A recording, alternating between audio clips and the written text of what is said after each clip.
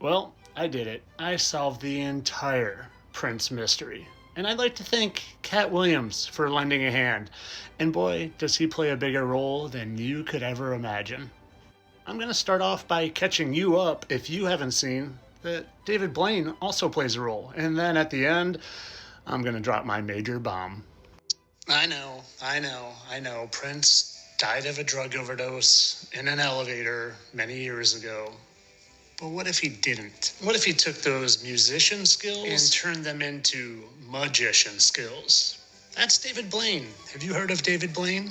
David Blaine, who just happens to share a very similar resemblance to someone. David Blaine, who just happens to have an affinity for the color purple as well. And that's a funny looking way to take a picture. I wonder why he did that. But it's not like their faces are symmetrical, especially not this eye that is an exact match. I mean, there's no symmetry there whatsoever.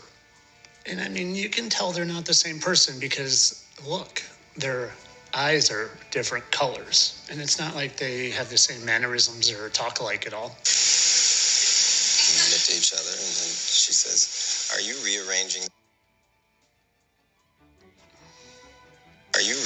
the music right now in your head? The suffering that she endured and how she found so much beauty out of it. I think that was like one of the... It's really hard to watch sort of other musicians planted the seed to it's like a painting you want. What is there on this other side of it?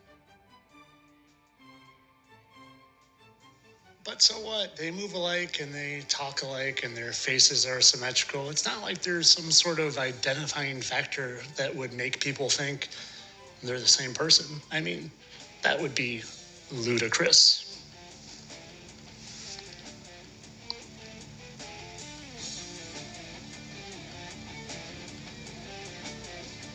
And right about now is probably when the cognitive dissonance is really kicking in and you're saying it can't be them because look, there's such a big height difference. Well, if you want a full breakdown, a more detailed breakdown, subscribe and watch the 8-minute version of this that's not as watered down.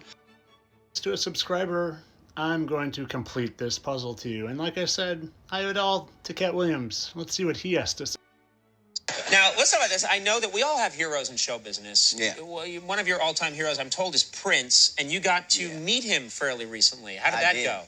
It was wonderful. He was all the things I thought he was going to be. He was he's a genius and smart, and I think he's David Blaine secretly. He's like a David magician. Blaine, you think he's a magician? I think he is. I was talking to him, and he was like, would you care for some tea? And I was like, yeah, of course and he was gone. He was already gone. Then he came back from another part of the room with like a tray with... So thank you so much for verifying the David Blaine part, Katt Williams. But, you know, they really like to tell us the truth in plain sight. And let's take a look at how Prince dances for a second.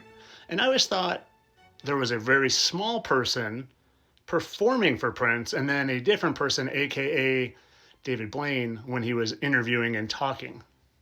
And well, you know who's really small? Katt Williams. And have you ever seen how he dances? I want to explain something to you guys here. They don't make it easy. It's not just like, oh, hey, this person plays that person and it's done. They have multiple people that are combined into these roles.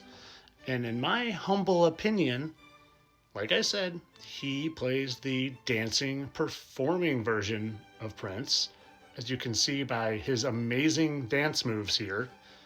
And then David Blaine, like I said, was the interviewer, the face of it all, not the performer of it all.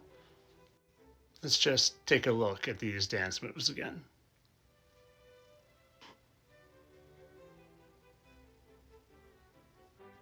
And tell me they don't look a lot like that. And also tell me that those don't look like two completely different people. That's David Blaine playing Prince, and that's Katt Williams playing Prince. Thank you very much. Oh, and of course, this is all for entertainment purposes. I create these videos and I just reach and I create things out of thin air. I don't actually spend hours and hours researching and providing you research-backed evidence so you can logically come to this conclusion, realize you've been lied to just about everything in the world, including the ground you walk on, so you can wake up to the fact that God is real and he loves you. And of course, like I said, this is all for entertainment purposes. I'm a satire account.